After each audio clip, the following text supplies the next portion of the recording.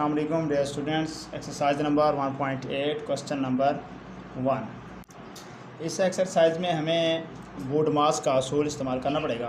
तो बोर्ड मास है क्या, तो देखिए डियर स्टूडेंट्स, बोर्ड मास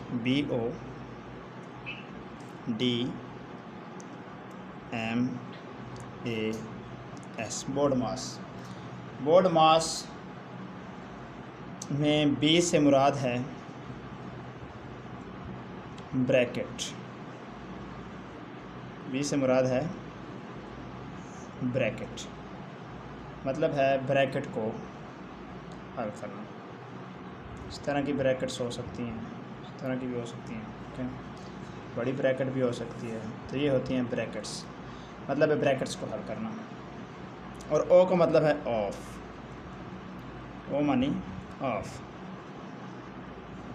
तो इसका मतलब है के अमल,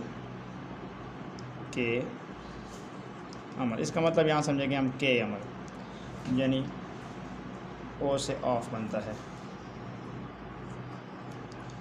इसके बाद डी का मतलब क्या है, तो डी का मतलब है तकसीम का अमल,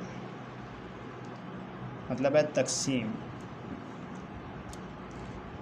तो डी से बनता है डिवाइड,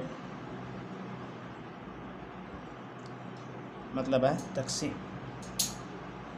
इसके बाद एम का मतलब है ज़रब,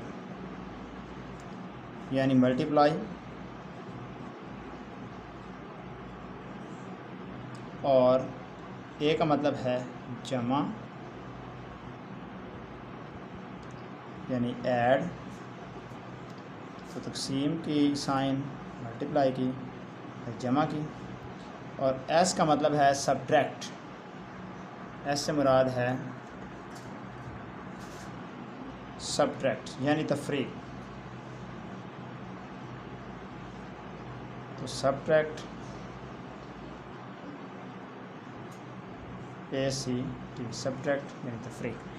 तो इस एक्सरसाइज में हम सबसे पहले ब्रैकेट्स को देखेंगे, उसके बाद तकसीम, ज़रब, जमा और तफरीक का अमल देखा जाएगा।